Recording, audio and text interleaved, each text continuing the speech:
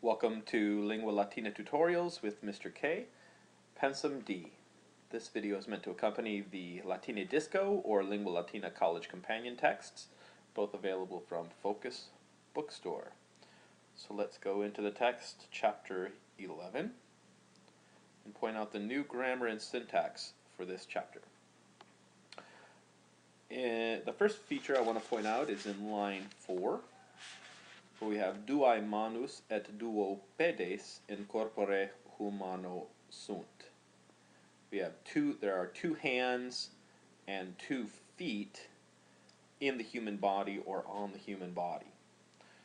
And we have a new a new form here, corpore, in corpore, which is the ablative within. And corpus, we see in the margin that corpore comes from corpus. Notice that this form, corpore, has quite a different ending from corpus. And this is a third declension neuter noun that will decline like pastor that you learned before, a third declension noun, but in the neuter, so nominative and accusative will always be the same. So when you decline corpus, nominative accusative, you have corpus, corpus, corporis, corpori, corpore. And in the plural, you see here in the margin it says it's corpora, corporum. So it'd be corpora, corpora, then corporum, corporibus, corporibus. The third declension has basically 4 forms that you need to learn. One is the regular masculine feminine like pastor, and then you have the masculine feminine I stem like ovis, and then you have the neuter third declension like corpus, and the final form that you have to learn, which you'll see at the end of this chapter, with that you've already seen it, but you haven't seen the full declension, which is mare, and that is a neuter I stem. Now the difference between corpus and mare is that mare in the ablative singular, instead of a short e like you have for corpus, corpore, you end up with a long I, mari. So if you're in the sea, it would be in mari with a long I. The second difference is that you have ium, I-U-M, in the genitive plural. So of the seas is marium, but of the bodies is corporum. So you have an I inserted here. That's why it's an I stem, or called I stem, for mare. And then the third difference is that you have ia instead of just a short a in the nominative and accusative plural. So the seas, if you say the seas are, you'd say maria sunt. But you would say corpora sunt. So notice the difference with the I stem nouns. And you'll see the full declension of mare and corpus at the end of this chapter. The next feature I want to point out is in line 41. Let's get down to 41, actually next page. And you see quintus oculus claudit atque dormit. Quintus closes his eyes and goes to sleep, and sleeps. This form here, atque, which is actually ad plus que, but it's been, the sound has been assimilated here. The D has been assimilated with the Q to form a T, atque, is the same as et. And we've learned 2 other ways of saying and now. We have 3 total. We have atque, et, and we have the que, enclitic, we add to the end of the noun. So, or to the end of the verb too, for que. The next feature I want to point out is in line 54, and that is in the sentence, itaque pedem aegrum habet nec ambulare, potest. And so he has a sick foot, or he has a hurt foot, nec ambulare potest, and he is not able to walk. Nec is short for neque, and neque means et non. So when you see nec, you translate it as et plus non. And often there's something separating the et and the non, as we have here. And then we had the pronoun he, and he is not able to walk. The next feature is also in the sentence, so actually in the sentence just before this, we have nidum, I'll go from the beginning, puer stultus est medice, nidum in arbore reperit, arborem ascendit, de arbore cadit.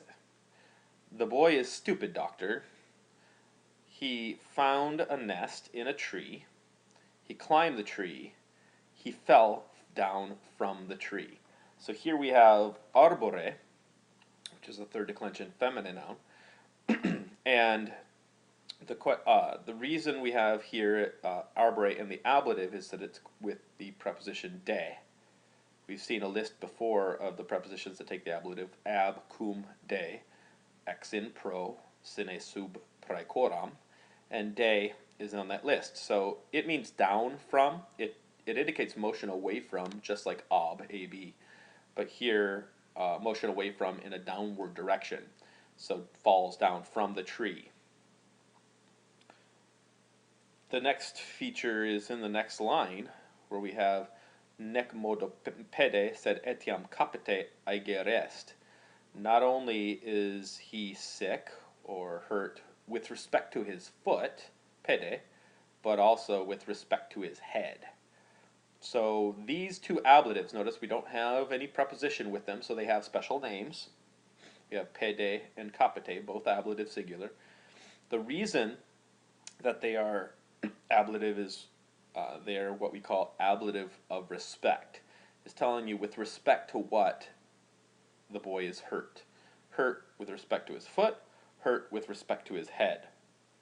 Two ablatives of respect. The next feature I want to point out is in line 63. Let's go to 63. And notice we have Amelia speaking into the ear in aurem Syrae, into the ear of Syrah. She says, medicus puerum dormire dicit. She says, the doctor says that the boy is sleeping. This is a new feature. We've saw the beginning of this in previous chapters, but here it's going to start to be developed fully. It's called indirect speech, where the doctor says, and then we in English would say that. He says that, and then we get the accusative subject and the infinitive main verb. The doctor says that the boy is sleeping. And this feature will show up. It's incredibly common in Latin, and you're going to see many different kinds of verbs that create this feature. Here we have a verb of speaking or saying. I'll show you another one in line 108, which is a verb of, go down to line 108. Here we have Syrah eum mortuum esse putat. Syrah thinks that he is dead. So here we have the accusative from is, eum. Syrah thinks that he, and then we have the infinitive of sum here, to be esse. She thinks that he is mortuum, dead. And so verbs of thinking, so we have verbs of speaking, verbs of thinking. Look at line 118, and you'll see, actually I'm going to go back, bottom of the page, line 118, Syrah quintum vivere gaudet. Syrah rejoices because, or that, Quintus is alive. So after a verb of rejoicing here, rejoices that, and we have the accusative and infinitive construction, indirect speech. And then line 128, another one, Medicus says, Iam neque est puerum dormire. Now it is necessary that the boy go to sleep. Neque est can take the same indirect speech construction.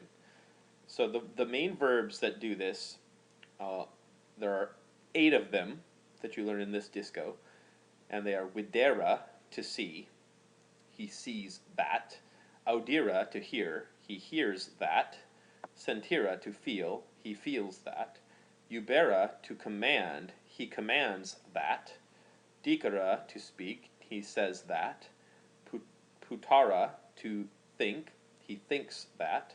Gaudera, to rejoice, she rejoices that. And necesse est, it is necessary, the impersonal verb construction, necesse est, it's necessary that. So those are your 8 main verbs that are going to trigger this accusative and infinitive construction. And you'll see others that mean basically the same thing in later chapters. The next feature I want to point out is in line 131, where Julius says, Iam filius noster non modo pede, sed etiam brachio aeger est. Julius says, now our son is sick or is hurt, not only with respect to his foot, his pede, but even his arm, but also his arm. So here we have noster, which is a possessive pronoun. It's telling who it belongs to. It's our son, filius noster.